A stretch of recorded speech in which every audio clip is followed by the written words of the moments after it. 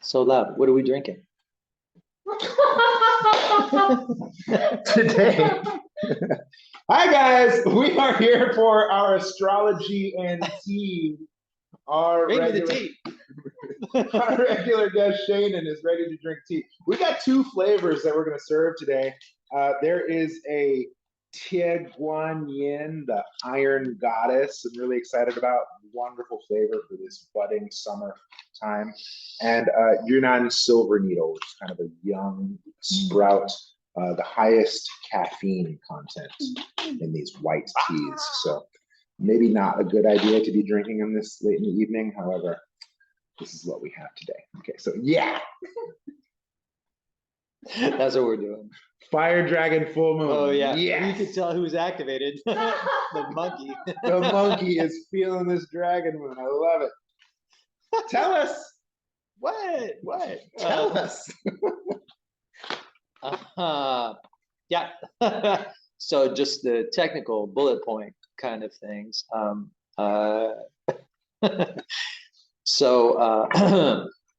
Yeah, we are halfway through what is the third moon after a double rabbit moon in a rabbit year. So technically we are in a fire dragon moon in the water rabbit year. And we're halfway through, which means that the chi node is shifting, because typically the chi node shifts about halfway through a moon. And we're moving, and spring is ending. Technically, spring has already ended because we're actually not in spring, we're in the transition between spring and summer. Because the way this calendar works, there are 4 seasons. Corresponding spring to wood, summer to fire, help me out, metal to autumn, water to winter, right? So typical sort of arrangement. And then in each one of those gets a 2 moon, sort of spread. And then there's a moon in between each of those pairs. And that is the moon of Earth. And in the case of the dragon, which is natively an earth element, basically sort of corrals the chi as it's developing and provides a level of stability for the transition to actually occur. So, wood is not quite got its thing together, and fire is not yet strong to take over, right? This fire of summer. So you need to have this sort of intermediary kind of presence. And that in this case is defined by the dragon. It's kind of like a kindling almost. Yeah, more like a shepherding, like a gathering of the energies and like being able to corroborate them, calibrate them so that the transition is actually smooth. So you don't want things to be choppy in the transitions. You want like a place where everything can be gathered, collated, and put together in a harmony so that the transition can actually take off, right?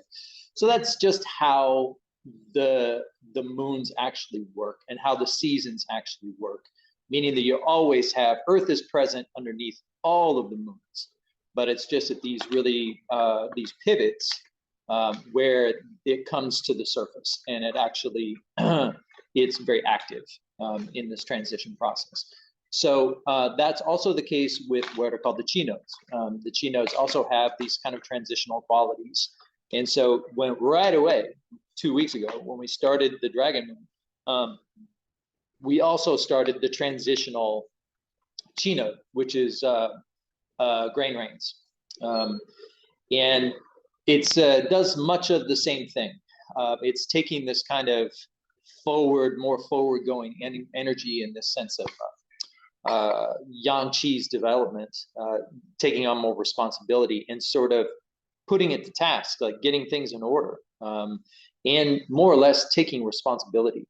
So right now we're about to end that, and so the idea is like, do you have your ducks in a row? That would be the biggest question when it comes to where we are at the moment. Like, Are we, do we have a level of organization, a sense of purpose that's operating? Nothing too aggressive, because what we're focusing on is yang qi taking charge, and that's going to be like unavoidable because as summer starts to drop in, it's not going to be all at once, because summer is going to appear and then need to mature. So there is a lot of like force available come Saturday. That'll start the process of summer begins. But that force is going to be awkward and like wanting to prove itself, right? So it's like a, green belt, red belt, if we're talking martial arts, right? Like, especially like a red belt, somebody who actually knows and feels that they have skill, they know how to, but they have no control, right? And like very little control. Very fire dragon. Yeah, very fire dragon. So really, so there's a lot of different cofactors here to consider, both the shift of the chi node, the whole process of the third moon as whole, which is the dragon moon, and then the fact that it's typified by fire, which is a much more, I want to say immature, but sort of overcompensating, overestimating oneself, like pushing forward without looking, get out of my way, like very overconfident. Very David. Sounds like me. Just just all up in your business,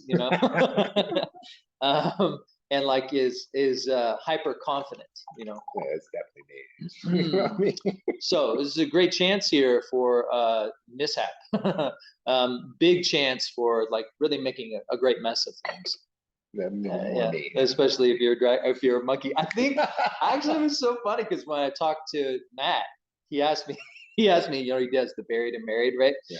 And I said, well, monkeys should watch out because they're like activated, and like super overconfident. And we have to remember, we are still in a water rabbit moon or water rabbit year. So sensitivities are present, and right. So like if you overestimate yourself and push forward, you easily offend others.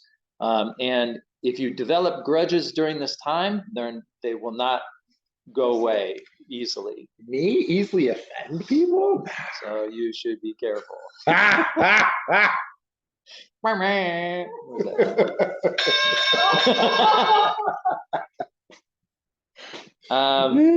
Yeah. So if we're talking about, because we're going into summer, and the two seasons of the calendar themselves, from the Chinese perspective, they're incredibly extreme, are winter and summer. And so when winter is here, yin is on the outside and yang is on the inside, right? And so the task for us during the winter time, when yin is on the outside and yang is sheltered within, is to circulate, right? That's the general advice in the winter moons. And then the question there is, does yin nourish and secure, right? When it comes to the summer moons, where we're going, yang qi is now moving to the outside in like very extreme kinds of ways, progressively extreme, moving to the outside. And yin is now on the inside. So that's very much swapping spots, and it's becoming more and more evident over the course of the dragon moon how that's unfolding, right? So the question is, does yang qi listen? Because the idea is that force in and of itself has no value, but guidance, because guidance is what's provided by yin going inward, provides guidance to yang qi expressing itself. And so does yang qi listen? Wow. Is the big question in this time. So, wow. Cheers. What an inquisitive prompt. Does yang qi listen? Can a toxic male listen? Yeah, toxic. Toxic is more yin. Thank you. I'm saying. Thank you.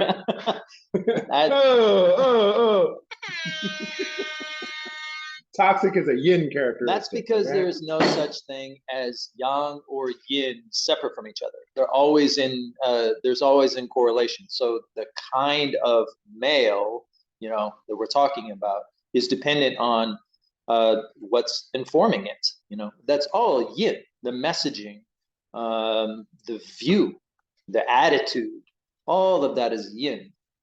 So yang itself is just force, is just pushing.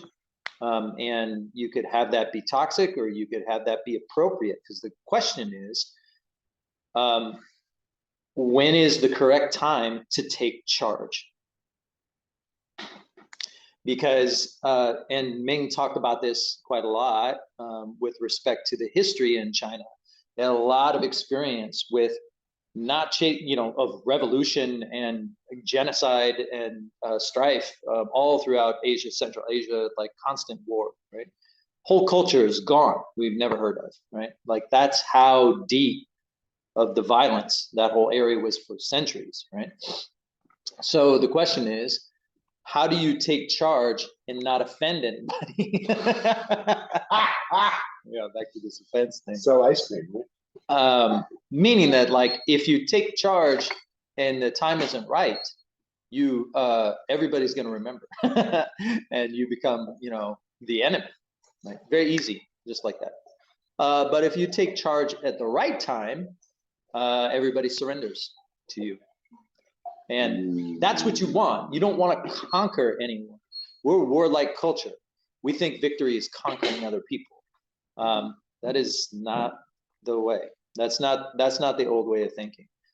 Like, it is to get the other people to be like, that guy, I want to, those people, I want to hang out with those people because they're clearly, and I'm like, I don't want to fight them, but they're just awesome. Like, we want capitulation.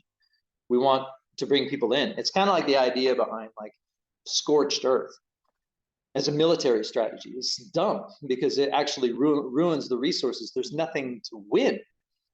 There's no, other than just the annihilation of your enemy, which is honestly a very theistic way of looking at things, which this cosmology is not theistic. Like, there are no gods involved in the system. It's just rotating time. And it's about like finding the human element, because it's always assumed that this cosmology functions in a partnership. So humanity is always in an equal partnership with heaven and earth. It's always the case. You can live your life. You just pay attention. You see it happen. Like, it's very practical. There's no need to invite a deity. Deities just drink all your tea. Deity. Well, I really liked that last cue that you presented. Can Yang Qi listen? And that, pardon for my distracting tangent, my monkey tangent of toxic male. That's why we're here. However, in the conversation of our Qigong for the day, I have a movement that just kind of captures all those ideas, right? Okay. We got fire rising, yang, and we have listening. And so here's the move, okay? So those of you that are familiar with Chinese medicine, you have two elements on your hand. You have metal and you have fire, right? So these three fingers are considered your fire fingers, and these two fingers are considered metal. Okay, so for the conversation of yang rising, we're going to focus on these three fingers here, okay? And yang will rise behind the neck and head. And this is why I thought of this movement, because can yang listen? Right? So my fire is going to go up behind my neck and head, effectively right past my ear. Right? And so I'm going to come up and rise as yang does. And then when one falls, the other one takes the place. Right? And so you kind of have this phoenix rising, ashes falling kind of flavor, right? And it just goes up behind the neck and head. To really make that happen, it invites a twist in your torso and a torque to your body to get that hand up and rise behind you. So that's Qigong of the day. Yeah. This is a new segment we're trying to play with here. Yeah, we should keep doing it. I like that. I just need a sound effect for Qigong of the day. No, that's not the one. Qigong of the day. There we go. Okay, yeah. I mean, the big question in the Dragon Moon is, does Yang Qi want to lead, or does it want to get its way? And like that's a big tension. So nuanced. Does it want to lead or get its way? So nuanced. Please distinct. I think that it's a nuance. It's difficult for us to understand because we have an assumption in this culture that, well, two things: that aggression is always good, and that those in power, that we should want to do everything we can for those in power because it benefits us. It's very backwards to this particular cosmological outlook, because the people in power should be doing for us, not the other way around. So it's like the idea is, what I mean by that is, if you're in positions of leadership from a Confucian understanding, why you're symbolized by the dragon is that the dragon, as a symbol, is very inclusive, right? It's a composite figure. Nobody's ever seen one, but it has all the elements of everything you have seen, all the amazing things you can imagine, right? So this is dragon. So it does having that kind of image does two things. The first thing is that it demonstrates that we have no idea what's going to happen, because it's like this mystical, anything can happen kind of image. The second thing it does is that it integrates and synthesizes everything that is happening into into a place of relationship with one another. So that's the whole point of the dragon, is that its power of this grand awareness of all things should actually be in service to the interconnected grand awareness of all things, right? Not on a tangent, for its own sake, right? So dragons have to keep the chi in the channels. That's why it's the image of this moon, is that it's about like, how are things actually working? How does nature actually work? Integrity means how things actually work, right? So that's why, last time we talked about omenology. The Chinese system it's a lot of data. They're constantly collecting how nature reacts to what we do, because we're always assuming that we have a role in how things unfold. So if we do something and everything burns down, and you're like, let's not do that again. Back up, let's try it again. We're talking about hundreds, thousands of years of experimentation to figure out how things actually work. That's the whole point. And that's what dragon represents, is this keeping the chi in the channels, understanding how things actually work. That automatically means we're not just doing for ourselves. That automatically means we're giving to others. That automatically means we're not hoarding resources, we're circulating them. It automatically means all of those things. And that is the definition of leadership from the Confucian standpoint, is that those people who are able to hold what's in the heart of every person should be the one who leads. It should be this is a Confucian ideal that was, obviously pitched to all the rulers of the time. Not very successful, but like, this is the idea of the Confucian Taoist universe, is that those people who have that in their heart should be the ones that go forward, that understand how things work, how to get things done, but then also not to hold on to anything, to keep it rolling. But the reason why we have a problem with that nuance is that we have this assumption that if we're involved, then we should get what we want, that we're making some kind of bargain and this sort of merchant understanding of how life is. Like, well, if I gave you this, like what's it going to take to get out what I am? Because I'll, sign up and like, we'll do the whole thing. Like, yeah, that's not leadership. That's bartering, right? So leadership is to be able to take yourself out of the equation. Right? So one of my favorite quotes from Ming is, true compromise would be a situation where you're not included. That's actual compromise. If you're available to that, then then what is supposed to happen will happen. And that's generally, you could say, that's one of the central Confucian assumptions, is that like if you do the right thing, good things happen. Because we are collaborative and cooperative by nature as humans. Like that's actually how we work. So if you really push into that, then things will go well, right?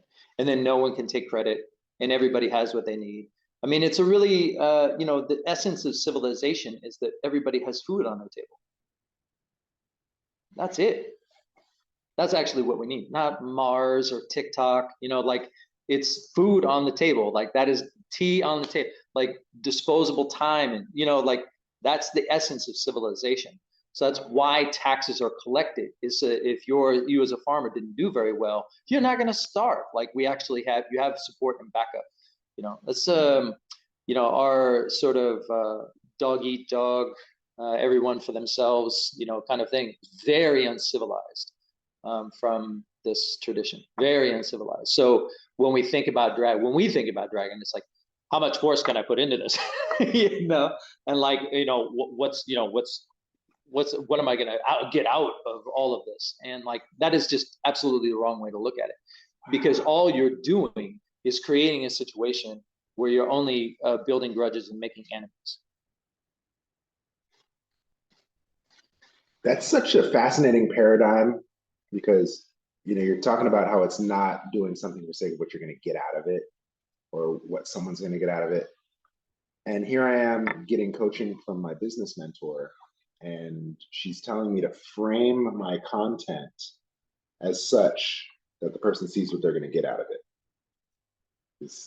That's what we're about, right? That's our incentives. We're commodified. Yeah, because I'm going to get something. Yeah. There's conditions to it. Right. Yeah, we're commodified. I mean, we are in that situation, and the chi is operating in that situation. So I don't think that there's nothing wrong. I mean, obviously, I think all of us are imagining something different, but that's because it's what we're in is running its course. So there's no moral high ground here in this system. Absolutely no moral high ground.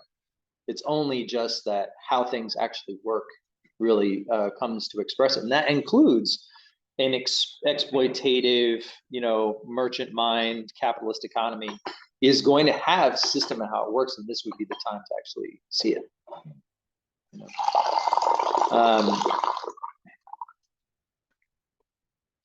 I mean, it's right now, just to get back to a kind of more technical approach, is, this is the time when Yang Qi is pushing, it's pushing into, heaven is, reaching into the ground, and like Yang is growing and pushing out Yin and getting it to respond, getting it to flower and fruit and move, right? So all the potential that has been building is been stored into the ground. It's now kind of coming out and expressing itself. That's Yang Qi's job, is to push and to move. And so this is the time where there's this very, very much like an intensification between Yang and Yin, and the courtship between capacity, potential, opportunity, things of that nature. But what's really interesting is as we're transitioning to summer, it gets much more intense. And the reason why it gets more intense is because we don't expect a lot from the difference between spring and summer. We don't expect much from spring. We shouldn't. We don't need to, because it's kind of half-baked. It's not necessarily gonna stick. So we can just kind of like, it's a little bit clueless. What I call like a lot of bright ideas going nowhere, like we've all done it, just like we should do this and like have these like great inspiring conversations that nothing ever happens. And like, but that's part of the joy of spring, is to let your imagination sort of wander, and not really expect much out of it. And now the reason why dragon is important is that now you actually have to make some decisions. Like now is the time where like, yeah, you can't keep daydreaming all the time. Like actually, get out the pen and piece of paper, and plan it out, try to like sketch it out, see if it actually, and I don't really have that kind of money, like in whatever, like just you have to see how effective the idea or whatever the dream or inspiration you have could be. Because once you get to summer, that energy and the forcefulness and the vigor actually does penetrate, and it can be completion, that you can complete something. That's the whole point of summer, is to bring things to completion, to finish it, grow it to its fullness, and then harvest time, you cut it down. So it has to go into completion. But if you don't have the chi and the channels, you're just like going all in different directions, then when the forcefulness comes, you just spin in place. And then it's just like a bright light for a couple months. And then you're like, what was that? That. Wow. That's my favorite thing. Ming said that. It's like, it's just sort of like a psychedelic experience, because you can't channel it. You can't move it into something because you haven't really done that kind of work, right? You haven't looked at the integrity of what it is that you have, the resources that you have, and the aspirations, and making the connections, right? So this is the time when you do that. And it also means teaming up, making commitments, being a part of a community. Like, actually, because being an individual during summer is a waste of time. Like, you really don't have the capacity, half the capacity you think you do as an individual. It's really about how we work together and bring something to fruition. Everybody pitching in, so nobody has to work that hard, right? So it can be really extraordinary, because the chi is going toward completion, which is not something you can expect of spring. So that's one of the big things between spring and summer, is that you can actually bring things to completion in the summer. And the whole point is the vigor, capturing the vigor and the essence, the energy of summer, so that it can be stored. And you can use that, and you can use that chi to carry over from less productive times. That's the whole point.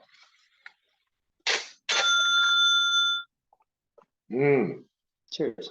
Yeah. Wonderful segue, guys. We're drinking this Iron Goddess competition grade Tie Guan Yin from last year's spring harvest. It's not bad, right? It's pretty good.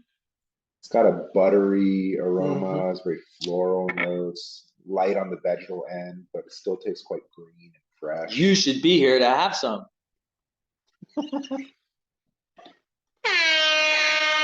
I think that's our favorite noise. it's the go-to. Yeah, this one also works too. So thank you. Now we're going to transition from the Iron Goddess to the Silver Needle. Wow, 2 T's. Yeah. 2 chains, 2 T's. Because our tea club, we give you guys 2 teas every month, and they're specific to the flavor of the season. And so here we are, speaking of Yang Shi Rising, this Silver Needle tea, it's special in that when you brew it, it stands straight up. Oh, what? Yeah, it's the signature. I should probably brew this in a clear vessel so we can all appreciate, but the other option is join our tea club and you get this tea sent to your house and you can try it yourself. Sales. So wow, that's what the woman was telling you to do, right? Yeah. That's what you can get. For the benefit of him yelling at you, you can have tea in your home. Well, so next segment, how about this? I have a segment that I want to play called Good Luck, Bad Luck, Who Knows? And I'm specifically choosing the sound effect of the horse, right? Because some of you may know this story of the farmer who loses his horse. Stop me if you've heard this already, right? But the whole village are like, oh my God, you lost your horse. Bad luck, bad luck. And the farmer's like, good luck, bad luck, who knows, right? And then the next day, horse comes back. Yeah. Another horse. He's now got 2 horses. And so the whole village is like, oh, good luck, good luck, good luck. And the farmer's like, good luck, bad luck, who knows? Right, so now he has 2 horses, and this new horse has to be tamed. So the son, go tame the new horse. And in that process, the wild bronco bucks the son and breaks his femur. Oh my God, fierce, the hard leg, broken bone, nasty. Whole village, bad luck, bad luck. Farmer's like, good luck, bad luck, who knows, right? Next day, the draft comes knocking on everyone's door to pick up all the strong young men to take them to battle. But the young boy with his freshly broken leg gets to dodge the draft, doesn't go nowhere. To war. Good luck, bad luck, who knows? Because then the very next day, the village gets raided. That part I made up. Anyway. And he doesn't like his son. So the idea is good luck, bad luck, who knows, right? You think you get bad luck, but it's actually a blessing in disguise. It just hasn't fruited yet. And you think you have good luck, but then you get complacent and lazy, and then someone kicks you in the butt, right? And so good luck, bad luck, who knows, right? And so in the conversation of dragon full moon, who's got the good luck? Who's got the bad luck? Well, you already talked about how monkeys got to take it easy. I think that in the context of a rabbit year, a water rabbit year anyway, it's really about the previous talk that I did was like thinking of like all the inner work that was done in the spring, and when we're talking about the rabbit moons, the double rabbit moons, everybody had to go in this inward process, right? And so now all that is being broadcasted. Right? We're all expressing, like all the content of the inner reflections is moving outward, almost involuntarily, right? So the way I described it, it's a little bit like having your browser history, like broadcasted, because you're like, would you want, so how was that process for you? Like, were you, like, how are you engaging aspirations? How are you engaging in cultivating your spring? So I think that actually really affects good luck, bad luck, who knows, when it comes to thinking about who fares well. It's like, well, how did the previous moons go? Because not necessarily going to get any better. Like it's just going to be more accentuated. It's going to be more present, and maybe scale, So who can't handle the scale? Might be the better question. The scale of the impact of the dragon. Who can't handle the scale? And so you immediately think about dogs, who are actually very interested in things being safe and contained. That's goats too. Not the time for containment. Goats, but it depends on, but they had the advantage in terms of social cultivation over the last 2 moons. So they have a network, that they can rest in, much more likely. Similar to monkeys in terms of having a network. But we're all just kind of like, once we get to the dragon moon, you're getting thrown into the deep end of the pool. Like if you weren't like sort of slowly cultivating your spring, then it hits pretty hard, so even rats might have a difficult time, or roosters. This, would be very difficult to make sense of all the things coming forward that don't have any, from a rooster standpoint, basis in reality. Being in a rabbit or a rabbit year, they're just swarmed by irrelevant data. So it could really be disorienting, and for others it could be liberating. The movement, the ones that are actually more affiliated with like movement for movement's sake, like a horse. But the scale of the impact again might be too much of a good thing. Okay, slow down, for horses. So, and then you have chi characters that not necessarily noticing at all, like your oxen, that are just kind of like trudging along. That's kind of it. All right. Hey guys, like this new flavor? Subtle, right? Very. There's a sweetness on the back end, though. I think it's really melon. nice. Yeah, a melon. A little bit of melon. Like a little honeydewy. Almost like eating cantaloupe. Like very subtle. Okay. What are you guys getting? Lime? Sweet lime. Oh, wow. Okay. Oh, so you get a citrus hit. Interesting. Video?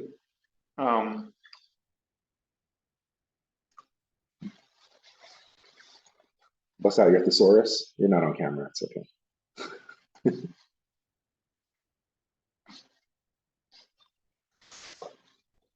I'll have to sit with it some more to get a genuine response. No pressure. So when it comes to like bottom line, you know, in terms of the dragon moon, I think it's, you know, sort of closing the aperture a little bit. There's an assumption that we have in the West that when, you know, hey, once the summer hits, it's on. You can do whatever you want, like push hard. And because the Chinese tradition would say that's an overreaction. Like it should actually be sort of narrowing the field of what where you're invested, right? You can't, because we have an assumption in the West that whatever's good must be maximized. How much can I get out of it? You know, how is it scalable? You know, can I scale this issue? Like, and mentor again. you know, right? It's like everything's got to be scalable. Some things just aren't scalable. And I think the important thing to think about is that is our assumption, and when going into it leads to, you know, fixation, aggressive tangent. What was the other one? It's like the three big ones: fixation, aggressive tangent, and compulsive excess. It's talking about me again. Yeah. Those are the three, you know, fixation, yeah, aggressive tangent, compulsive excess. Ding, ding, ding. You should have a t-shirt that says that. Check, next ease one. So those come out when we haven't really declared ourselves. Like, what is, what's our appetite? What is our appetite? You know, if our appetite is just whatever I want to do, you know, like you're not actually identifying your appetite, and you're not having influence. You're just being, you know, a wildebeest, you know, like an animal. You're going from place to place just based on stimulus, and you're easily manipulated. You're not a human being from the standpoint of the Confucian worldview. You have to cultivate your appetite, like and the more genuine your appetite means you have influence, you know, and you declare yourself in the world. Like, here I am, this is my appetite. And so at this particular point in time, going through spring, we should have identified our appetites. We should have some idea. Even if you're like, yeah, but I don't really think I can do that. Like, it doesn't matter whether it's viable or not. It's just really about identifying appetite. Because then you have some basis for being in relationship, being related, in relatedness. You know, is first you have to take care of yourself, identify what your appetite is, and then be and move through that appetite and negotiate. That's kind of what life is all about, right? So this would be a particular point in time where those appetites should be very well identified, where they're fleshed out. And if they haven't been, get busy doing it. You know, this is the time to like really identify what your appetites are for this particular point in time. Because once you narrow the aperture down, then the forcefulness of summer hits and you don't have to work so hard. You know, it does it on its own. That's the idea. Like, it should move forward in a kind of self-evident way. This is the chi of snake. I like the idea of narrowing the aperture because it kind of gives me the impression of putting my thumb over the hose, you know, and freedom through limitation, right? That smaller limitation actually makes the expression so much greater. One of my old mentors, very good friend of mine, said to me once, like, you've limited yourself, but you're now open to everything. We like narrow ourselves down to where our appetite actually is and wants to be. That makes you available for everything else. But if you're like constantly trying to be part of everything, which is the American way, then you don't ever cultivate anything. Like, you're just sort of skipping along the surface as a stone. So, and worse yet, you're cultivating yin deficiency.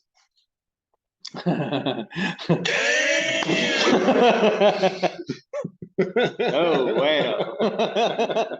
It's like a dry, it's like, by the end of the summer, you're just a dried out well. Ooh, Bad. now I'm trying to speak juicy. Yeah, Juicy. that's what you want. You want to have a lot of, juice in the tank, right? So you don't want to burn out. Better to burn out to fade away. That's a ridiculous idea.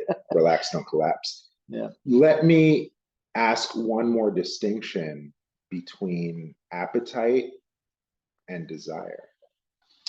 More like subset. Your appetite is very broad. It includes like many things you take for granted. Your desire is like a hot piece of your appetite. Actually, if you, the general assumption is if you look closely, it's not a big part of your life. So appetite would be like, I'm hungry. Desire would be like, I want tacos. Right. Or appetite is like everything, walking, like not just I'm hungry, but just sort of like, where do I move? Where does my movement sort of tend to go? And that has an ancestral precedent, right? That does speak to like matters of fate, which is a really excellent thing to look into now, like for sure, like this moon and the snake moon for sure, because this is still developmental. When you talk about yang, summer begins, let's go. It's not a starting gun. It's a very developmental place. Like yang is not yet mature, as I mentioned in the beginning. So there's like there's levels to this and so like we're working through those right now, but like, and that will go into snake, where there is a kind of more explorative thing. So it's a very good idea to be aware of one's appetites, in all complete fullness and complexity. There is nothing irrelevant about you, about anyone. There's nothing irrelevant. Every single thing that you think and feel all has a precedent, all matters. It's all part of your story. That's for real. So the idea is like, instead of outsourcing that experience, go inward. This is Water Rabbit year. It's still a time to go inward. So this would just be a really even juicier time to do that, because as soon as you go inward, it comes out. Juicy. So it's a very dynamic time. Fire Dragon is wonderful. It's a wonderful, energizing, invigorating kind of experience. But yeah, like, don't be afraid to wait. Don't be afraid to like narrow it down. Try not to do everything all at once. Be kind, be generous. Perfect segue. What would Ming do?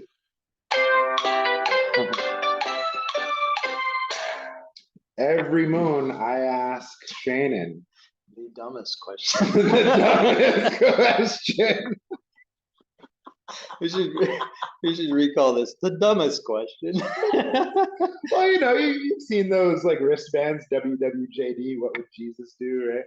What would Ming do? Right? We love our WWLM. Yeah. LMD. Our beloved Charles Bellier. Yeah. What would Mr. Ming? His death date's coming up next Tuesday. Yeah, this is a very good time to honor him. Yay. They kind of put out some offerings. Thank you for that. Yeah, for sure. Yeah. See, it's not a dumb question. Nah, I know. I think he'd be making fun of everyone. See? Yeah. See? And having small private little gatherings. But yeah, I mean, this time of year, it is excellent for momentum building, so, he had his path. He was trying to get a home up in BC, right? When he died. So I think it's just encouraging people, to continue on the path. Don't be distracted by the nonsense that's occurring, in all your media feeds and, news feeds and all that stuff. Narrow your aperture. Like, actually come to class, do practice, stay focused, right? That would definitely be That's what I would say. There we go. Yeah, Ming would make that noise. So that's the juice. We got the meat and potatoes of the moon, and we tried 2 teas, and we did our qigong segment. We did our what would Ming do segment, and Oh, questions. yeah. Yeah. Oh, we did our good luck, bad luck, who knows? So now it's question time. Questions. So guys, unmute yourself. Get involved. Huh? What? It's our turn now. No. What the hell did you say? Why did you say that? Well, how about the people here? Naoko, Vadim, you guys got questions for today's content? I do. I saw tea being poured over that ornament, and Yeah. I'm confused as to what that was going Oh, on there. yeah, that's a great question. Oh, okay. Yeah. So, in Kung Fu tea ceremony, it's common to have what we call tea pets. And this particular pet, so our Ox boy. viewers at home can see, this is a little ox sitting on the, or excuse me, a little boy sitting on the back of an ox. And this represents my son, who was born near the ox. And I miss him dearly whenever I'm away. And so it's kind of my way of keeping him close to me. But I also have another tea pet, which is a pig. Our teacher, Ming, pig. So Let's here represent the pigs. we have a tiger, a cute little tiger. He represents my west side of the table. I have a dragon here to represent the east side of the table. And I have a turtle pointing north, south.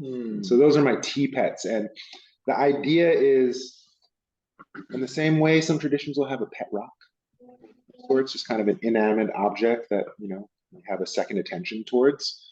In the event of tea ceremony, I have all these washes and rinses, and I don't want to waste that water. And so I'll kind of adorn or puja, kind of keep my pets, if you will. And they typically tend to be unglazed clay, or in the sense it's like a raw quartz. Yeah, raw quartz, but then you pour the tea over it. That quartz looks like a citrine. The patina of the oils start to coat, and then these items, these tea pets, start to take on a character or flavor of their own. And so there you go. It's kind of like an inanimate object on the table too. Everybody gets tea. Nice. Yeah. And I really hope there was questions. I didn't mean to I just meant that offended anybody. It's a water rabbit year, man. I gotta be careful. It's more like I just realized that it's a tremendous amount of information that I study and practice every day. And so when I start talking, I see people. What? I think Connie has a question. Connie, raising the hand. Go. Yes. What hexagram would you recommend? Great question. What is the hexagram for this? I'm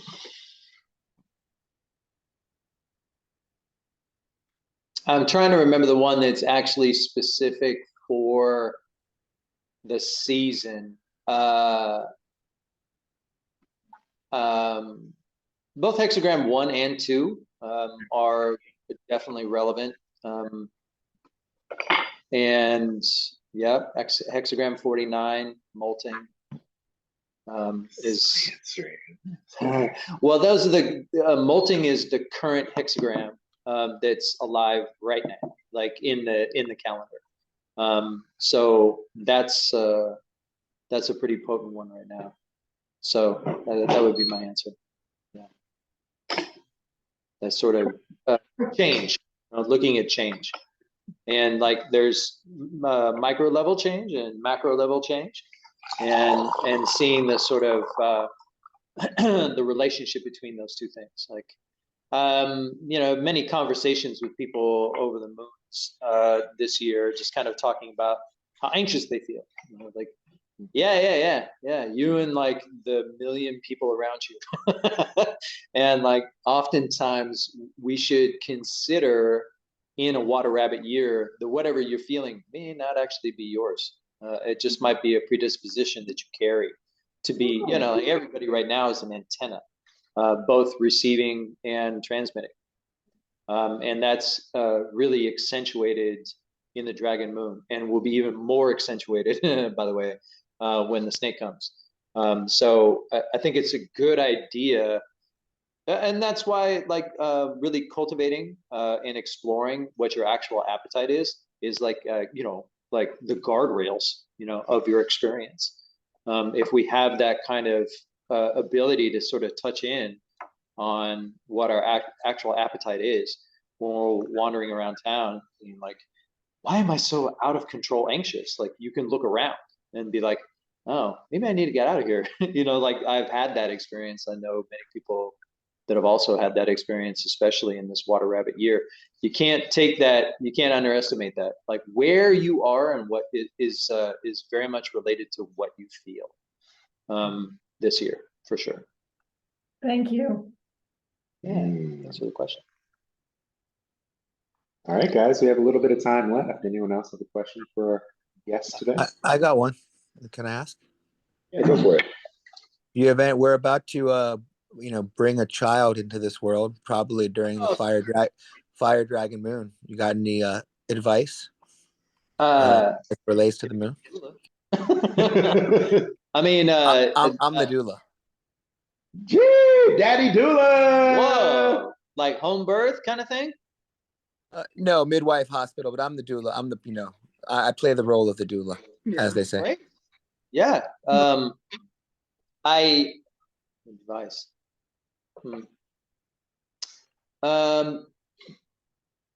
Answering that kind of question has a level of specificity for which I do not have the data.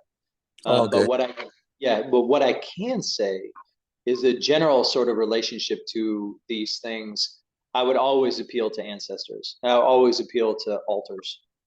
So if you have if you have like an ancestor altar, I think those kinds of things can be immensely powerful in this particular point in time, because as I'm sure you're aware, like, the Bardo is a very big place. If we're talking about that's an entry line. Bardo is an extremely big place. It's like thinking of the Bardo is like thinking of the difference between yang and yin. The difference between yang and yin is all you need to do is look at the night sky with no light pollution. There's so many stars, but there's way more darkness. The darkness basically outweighs the stars like 1,000,000 to 1. Yeah. So when we think of the Bardo, we should think of the Bardo like yin in relation to our lives being yang. So the dead outnumber the living by equal measure of the darkness between the stars. So appealing to them, especially when someone's crossing in, a new life is arriving, is an experience that, beyond the benefit, of smooth birth, etc., blah blah blah, it is a point of relationship that whose benefit can't really be compared, because where they're coming from, you're going. So it's like, welcome, and like I get to guide you for a while before I go where you're going, which is back to this yin. That's profound. Yeah. So having a ancestor altar and like just making offerings, like we're wishing, do you know a boy or a girl or the boy? Congratulations. Yeah, very much. That's wonderful. Wonderful news. And having a rabbit is, you'll love it. Just call the baby it. No, you'll love having a rabbit. Like, you'll love the fact of having a rabbit. Rabbits are treasures in the family. So, yeah, thank you. I concur. You didn't ask me, but I concur. He's got the one. He's the one that has the child. Considering ancestors go forward and back, you usher a new one in, like honor the ones behind you. Yeah. you're basically ushering in the fruit and flowers of your family tree. Right. And so celebrate. Well said. Celebrate. Yeah. Yeah. I mean, it's very much like thinking of clear and bright, Qingming, right? Qingming was the qi node that we discussed the last time we were here. And that was the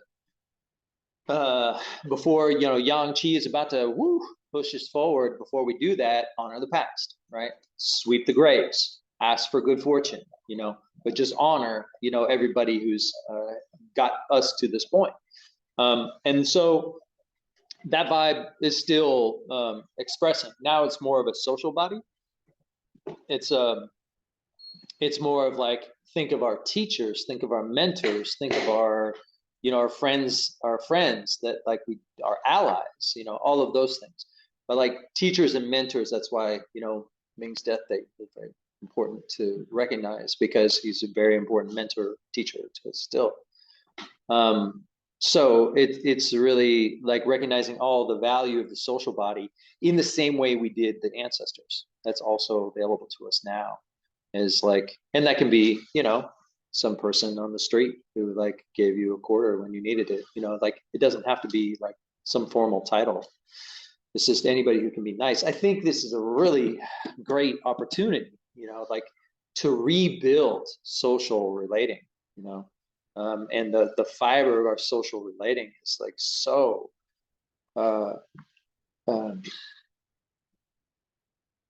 yeah, it's been tapped out, so this is an opportunity to really kind of revitalize it.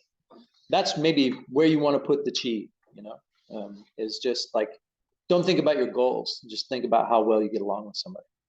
How about that as a goal? Like, that's pretty good. How nice can you be all summer long? Let's make a goal together. Like, I'm going to be ultra nice no matter what.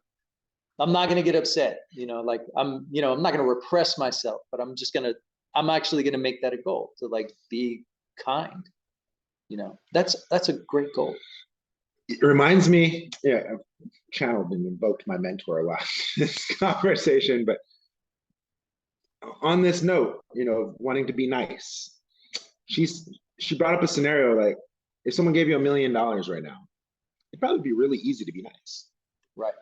If someone gave you $10 million right now, it'd be really easy to be nice. Everybody gets a new car. Right? Because all your worries gone for the moment.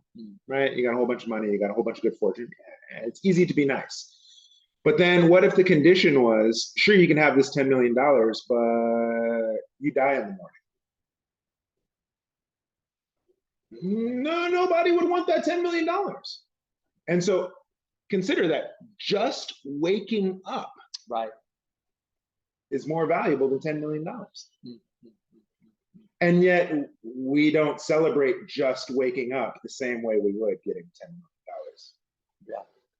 Right. And so in the conversation of being nice, right, pretend life is a miracle.